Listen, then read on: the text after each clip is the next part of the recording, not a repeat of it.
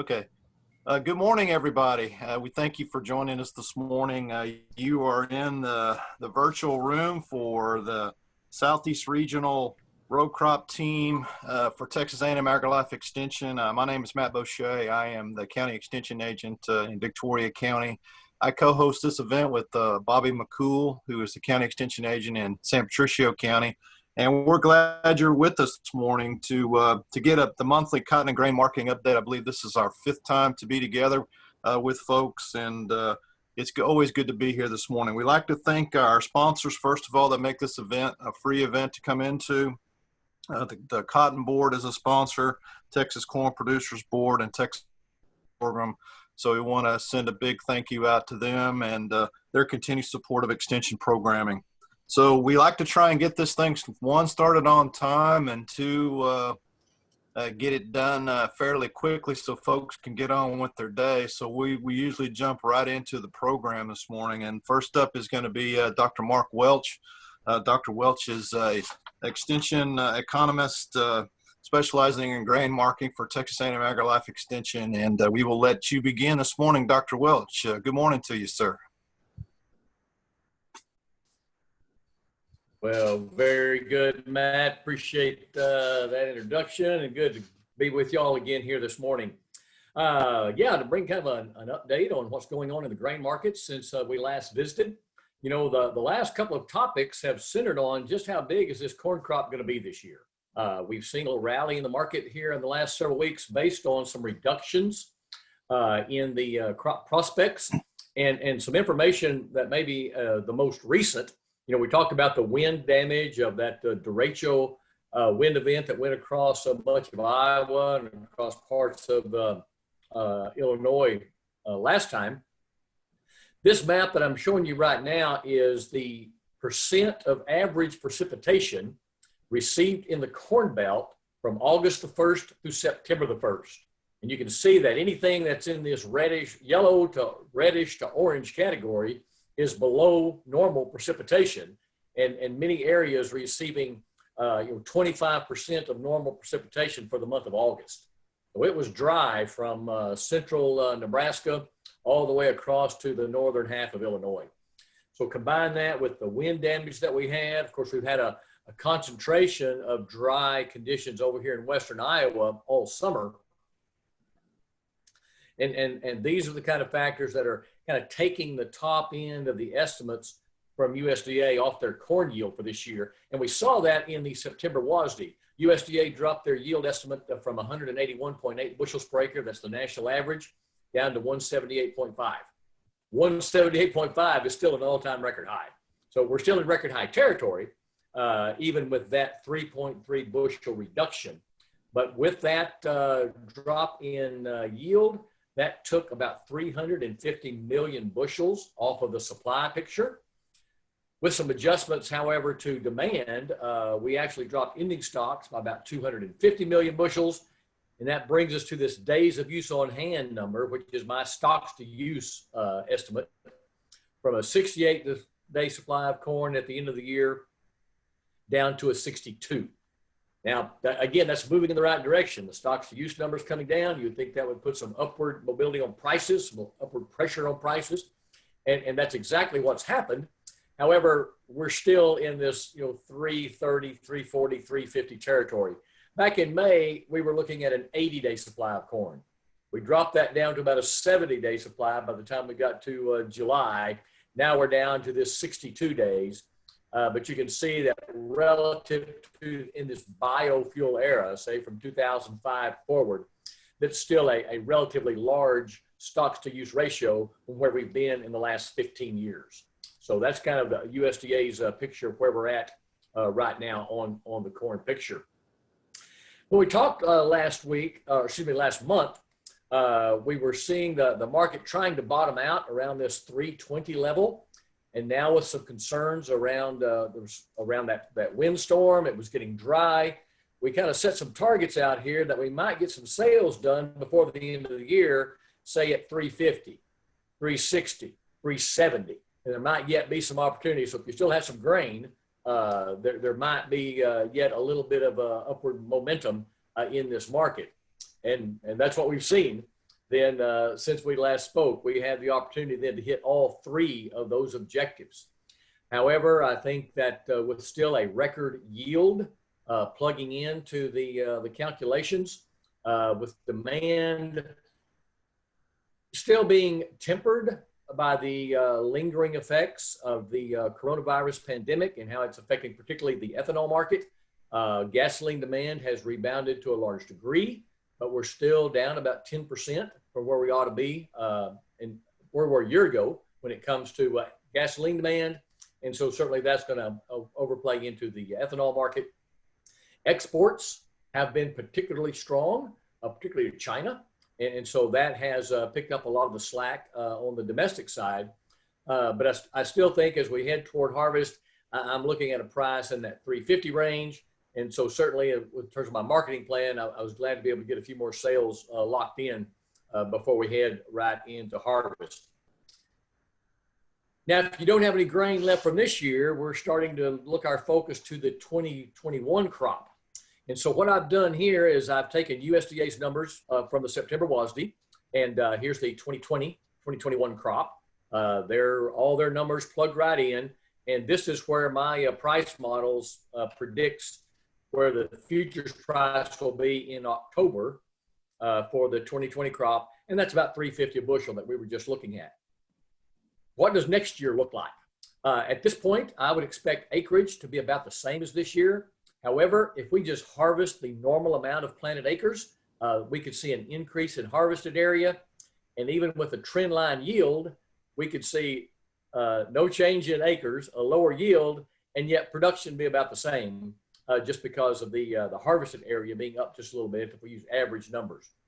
Again, trend line yield would be a little lower than where we projected this year.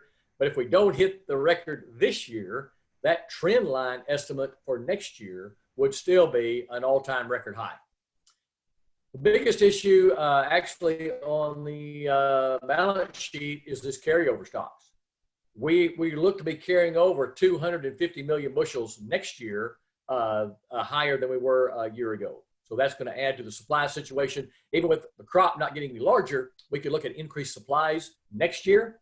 I'm using these use estimates from FAPRI, the Food and Agricultural Policy Research Institute at the University of Missouri, their long-term outlook.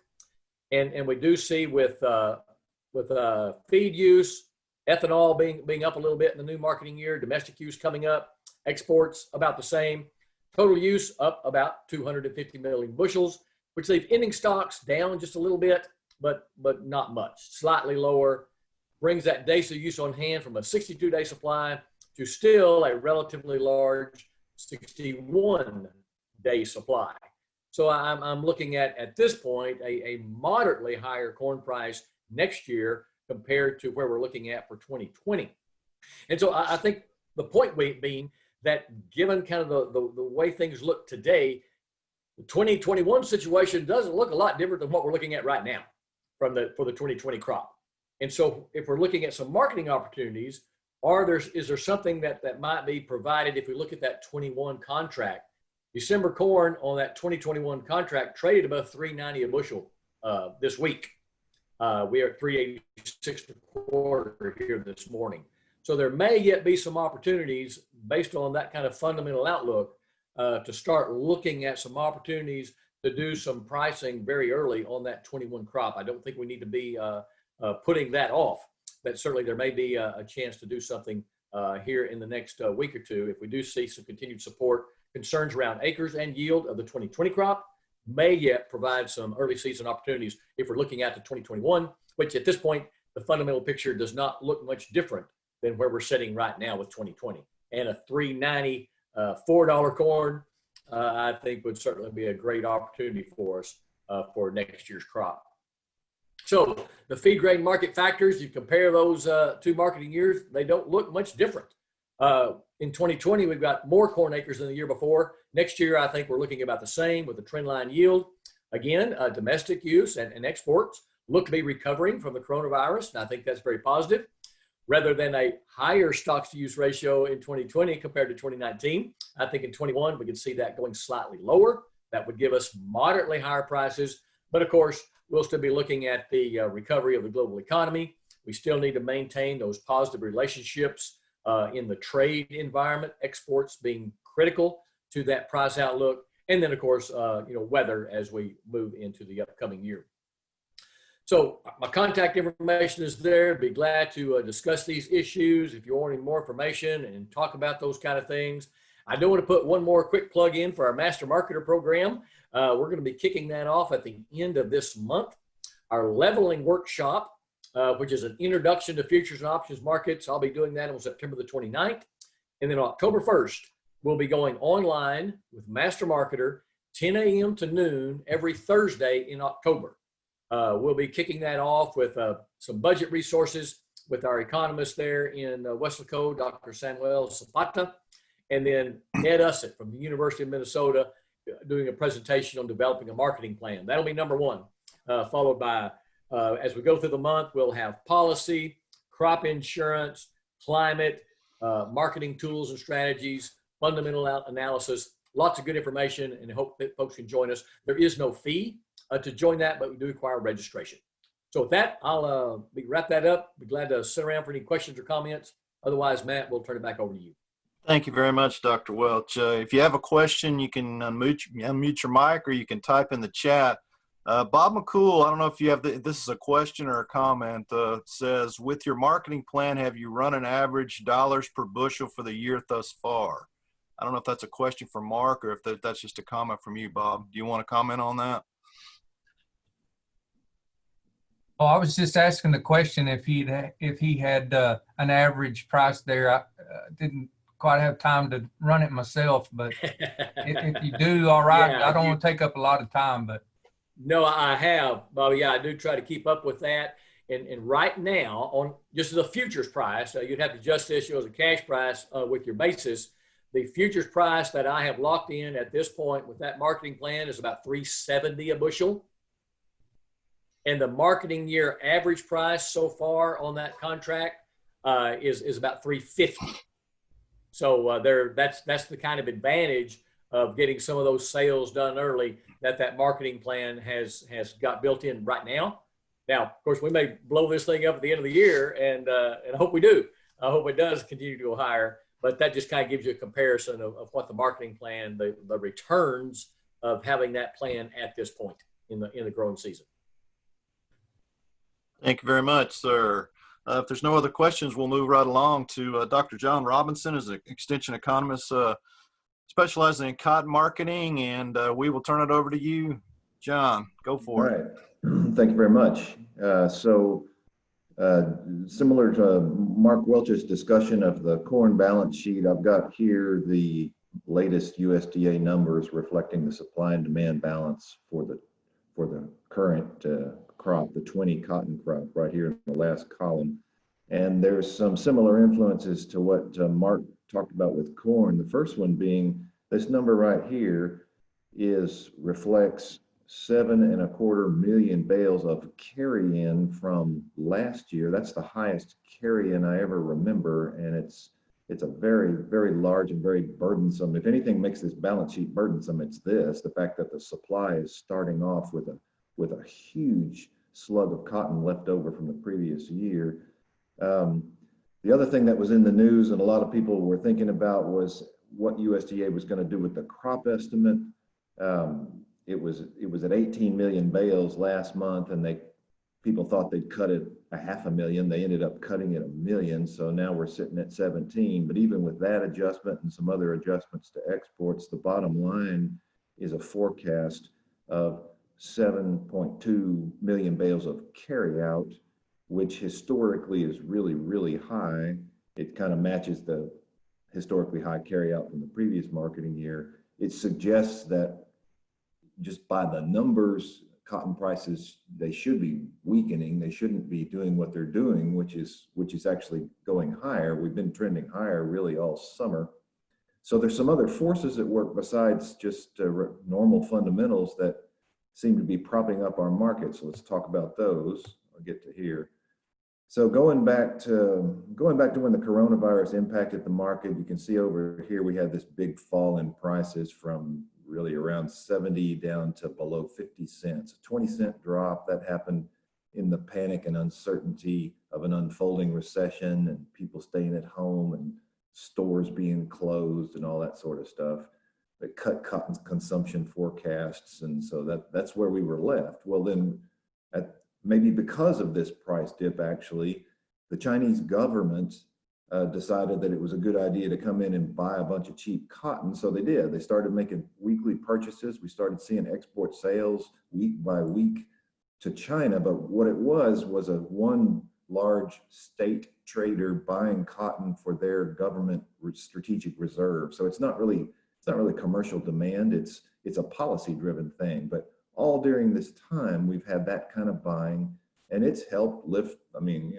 export sales are a positive indicator. And so it helped lift prices back into the 50s, through the 50s, into the 60s. And then that effect was joined by two different types of speculative buying that we've seen in the latter part of the summer. One is by people that I would guess were gambling, betting that we'd have hot, dry conditions and a short market and a limited supply, and prices would go up. That would be these hedge fund guys. That's what they do. They try to guess the trend and place their bets accordingly. Well, I think they were betting on a tough weather market, and their buying has been increasing in the latter part of the summer, and that's helped driven the market higher. Then there's this other group of folks, I'm calling them index funds, and they're the type of people that what we think they're doing is they're looking at the Federal Reserve printing all this money, and they're expecting inflation to go up. And so they're buying commodities as a hedge against inflation.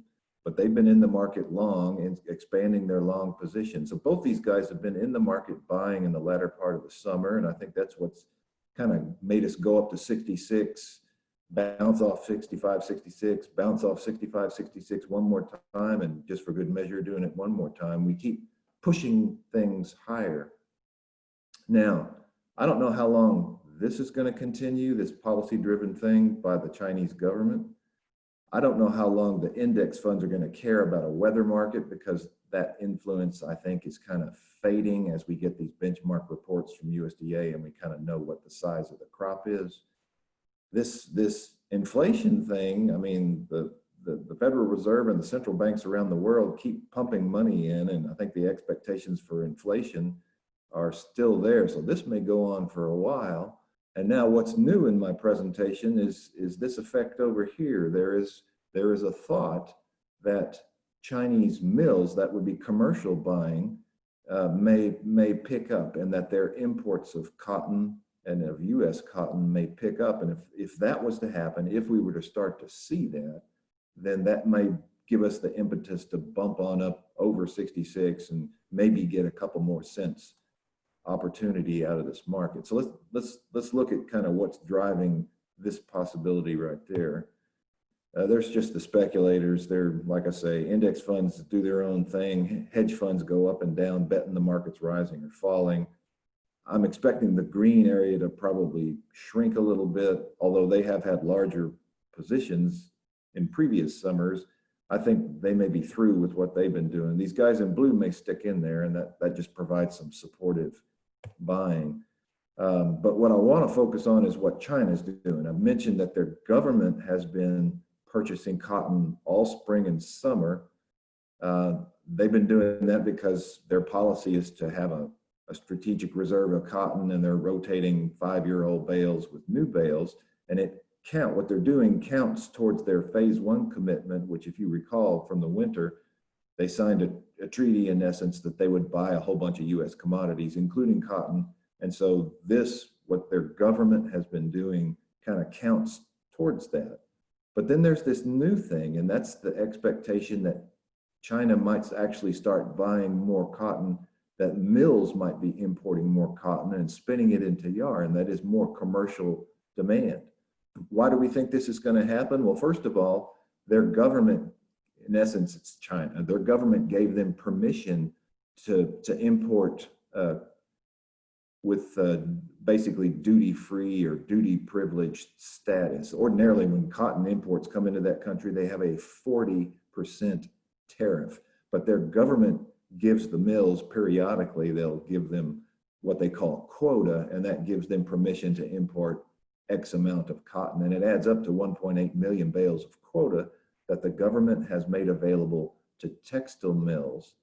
Okay, so that kind of suggests, well, they'll be in a position to import. Their importing would also help China keep its phase one commitment. But the thing that's driving this whole new expectation of importing cotton on China's part is this. In the news recently, and as recently as the day before yesterday, there is news about how our government and perhaps the Europeans are going to be putting sanctions on cotton, domestic cotton from China, and particularly from Xinjiang province. Now, where the heck is that, and why would that matter? Here's a map of China. Here's Xinjiang province. It's out in the northwest. What's important about Xinjiang is that 85% of the cotton in China that's grown in China comes from this region right here. That's one thing that's important. The other thing that's important is Xinjiang is a controversial area because the majority of the population are not Chinese, they're Muslim, they're like Turkish people. There's been a lot of political unrest out here. There's been a lot of repression, for lack of a better word. By all accounts, they have 1 million people in re-education camps or concentration camps out here. And the stories are that they have people involved in essentially slave labor in textile mills. Okay, well, our government's had enough of that. And so they've been putting sanctions on the Chinese, basically saying, we're not going to buy anything made of cotton or made of yarn from Xinjiang.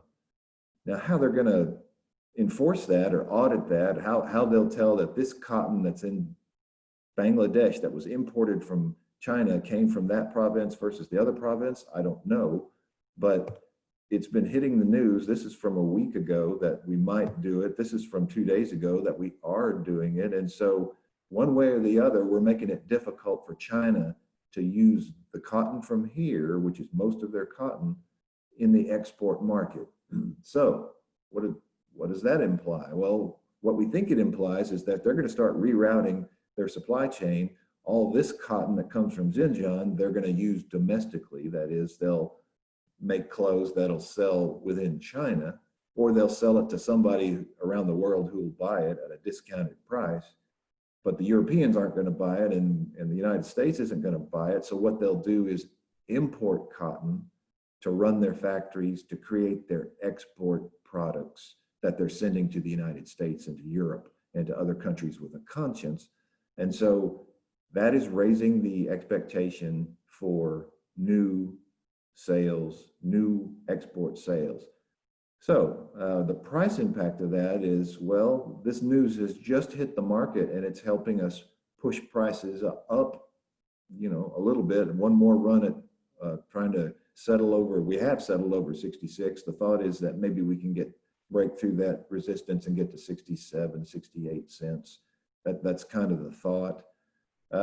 As I mentioned earlier, I think the weather market premium that's been in the market is going to fade, and the speculation that's backing it up. But this business about China importing more is something that now everybody's going to focus on. So the weekly export sales is going to be a continual thing, looking at whether the government is buying for their state reserve and whether their mills are using their quota to buy more cotton. So you know, that's probably putting a price support in under the cotton market. I'm not really worried about dropping back under 60 cents anymore the way I was before. And it probably gives us an opportunity to, you know, get to see the market at 67, maybe 68. And if that was to happen, I wouldn't be sitting there waiting, well, I'm going to wait till 70. I would be looking at 67, 68 as a selling opportunity or a hedging opportunity. The downside is already protected by, to a large extent, by our government programs that cotton is now a part of. So that's essentially it. I think there's reason to think that we might get a little bit of price support and higher opportunities to sell this current crop. And so I would urge people to be paying attention to that. And if they have any questions, feel free to contact me. Thank you, Dr. Robinson. If there's a question, type it in the chat quickly or unmute your microphone and we will answer your question as quickly as we can. I don't see anybody typing and I don't hear anybody. So we're going to move forward with our special guest for the day is Mr. David Robinson, Mr. David Gibson he's the Executive Director of the Texas Corn Producers Board. And he is here to give us an update on corn in Texas. So David, take it away, sir. You bet. It's good to be with y'all this morning. Appreciate you giving the opportunity for producers to listen in and hear these updates and things you've done this summer. I think it was a good idea. We're glad to be a part of sponsoring it. I didn't have any slides to download, so I'm just going to kind of walk through a few things. You know, Mark hit a lot of stuff there about corn and in the market, but I've just got to kind of hit back a little bit on that. The big thing that's going on, I understand from Charles Ring, who's one of our board of director members down there at Sinton, that some Mexican buyers have started coming back around to looking at wanting to buy some of the corn he's put in the bins. We're seeing China buying a lot of corn, a lot of soybeans that we're watching through, especially on the corn side, buying a lot of sorghum through reports from U.S. Grains Council that we're all part of and support. And we look at this market, we have seen that run up as Mark referred, and certainly in this month, we've had some chances to market out just as his plan had been laid out. So he was really foresaw the future very well. The thing that we're seeing that's a little different, and especially in the High Plains area, is the basis on corn has really been changing, and part of that is due to some transportation issues, maybe out of the Midwest. Thoughts that with some of that corn that was damaged in storage, with that bad windstorm they had and things that it's changed. We're seeing our local ethanol plants stepping up, and for the first time since they've been built, bidding for local corn on the High Plains with a 95% over December basis, which as I stated, that's the first time we've really had them in the market. They've generally operated off of railed in corn, and that's kind of our basis is stronger generally all over the state. As I talk with producers, harvest, you know, you guys are finished. Had that part of the state had some counties that over around Horton and that area that reported to me some record type yields. You get over to B County, part of that, some not so good yields. It all depended on where it rained. Drought across the state has been a big story in parts, especially the western portions of the state and the High Plains. And we still have a lot of counties that just flat didn't get much rain this summer, even in our irrigated areas over the Ogallala, that is really limiting production. The other thing that we're seeing in the High Plains, and we saw some in Central Texas, was a big increase in acres going to silage in the High Plains area, with the increasing number of dairies, even in this this year with the pandemic and the problems in the markets. We're still seeing new dairies being built, new intentions for dairies, and they're really in the market bidding up to get the forage out there from our local producers. Producers are soon, hopefully today, tomorrow, we'll see the details of the new CFAP program, the Corona aid packages. It's our understanding that this time it will be based on this 20 crop year for our crop producers, looking at more dollars being available to support and come in and back up some of these low prices. Even if we hit the 370 and pulling that in, that's leaving our producers right on the edge of, you know, they're needing more in order just to break even on those business operations they're running. We are in the process of soliciting right now through the Corn Board research proposals. We've got several out. One that we're looking at, and it's come from some growers in y'all's particular part of the state, is looking at efficacy of mixing the atoxogenics, the Afligard, the Prevail, with fertilizer during fertilizer applications to see if there's a way to do some blending and put that out and cut back on some application costs. We certainly saw from an aflatoxin standpoint this year, and talking with some producers and with the state chemist office, we saw some really hot pockets. I know there was some corn that was destroyed due to some high aflatoxin levels.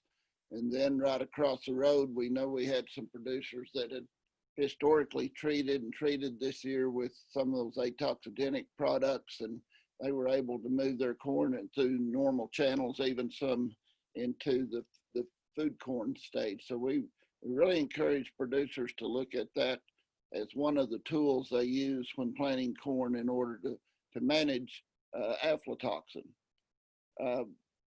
We are in the process also within our research. We fund projects that we do collaboratively with through National Corn Growers and 5 other states doing work on aflatoxin research.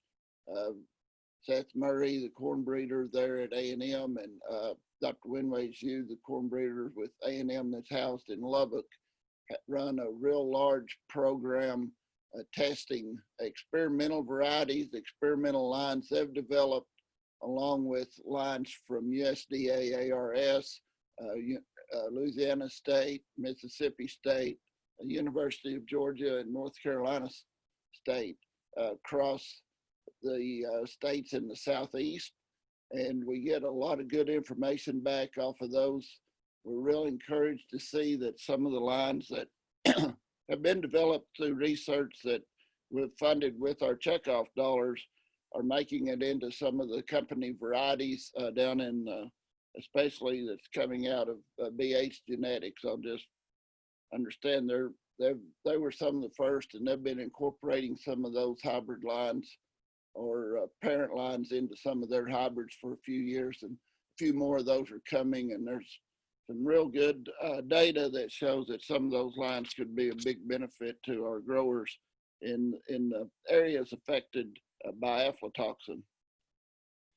Another thing that we are in the process of working on, normally this time of year we would have had a program for our young leaders that we do, we call LAND. It's to develop our network of leaders, engage young families from across the state. We've had to move that from September to January. And if there's any young corn producer couples out there that would like to get involved in that and learn more about advocating for corn, for agriculture in general, you know, in our world, most of our farmers grow multiple crops. And we've got graduates of that program that's moved into leadership roles, board roles with multiple other commodities. And we certainly are looking for more young couples. They can contact our office, contact Bryce White. They're in our office at Lubbock. They can either go on our website at texascorn.org or call our office at 806-763-2676 and talk to Bryce. We're going to be doing that session sometime after the first of the year. We're all kind of in this reshuffle mode because of the pandemic, and we've got to see how that works, but we certainly are looking for those couples. We're also starting another program for the graduates of that and others that are interested. We're calling STAND. This is one where we're trying to get active leaders in as many state and federal, congressional districts, Senate districts, where we've got that network to send out information to over legislative items that are going, so we can get input from constituents into those lawmakers. That's very important. This time of year, a lot of those members have been home normally doing visits. This time it's been a little different, but we need our growers, we need our members out there talking to those congressmen to senators, both on the state and federal level, about those local issues, getting input into things they're going to be talking about. In this world that we've created this year, I saw a statement last night that we just, federal government's got a $3 trillion debt, and we've got a $3 trillion add-on for corona relief pending in DC. So it's just a lot of money's been put out. We've got a lot of things going. We really need the local producers giving input into those lawmakers and legislators about those type of things. So I know that's kind of a quick, wild roundup. We've bounced around about topics across the state. But again, thank you for letting me be on, and I'll take any questions. And I hope you're able to keep this going and provide this service to your growers. Thank you, David. We appreciate you this morning. If you have a question for David, please unmute your mic or type in the text chat, and we will make sure that he gets that. While folks are thinking about that, the next webinar will be on October the 21st. They run the third Wednesdays of the month. So plan to put that one on your calendar. We want to thank again our sponsors, the Cotton Board, Texas Corn Producers Board, and Texas Sorghum this morning for bringing this to us. We also want to thank our speakers that were with us this morning. So I don't see any questions there, David. Thank everyone for being with us this morning. We will look forward to seeing you or hearing from you next month. And please feel free to reach out to Bob McCool or myself if you have questions, or to any of the speakers that we had this morning, and they will be happy to get back to you. So have a wonderful day, everybody. See you soon. Thank you very Thank you much. much. Good to see y'all.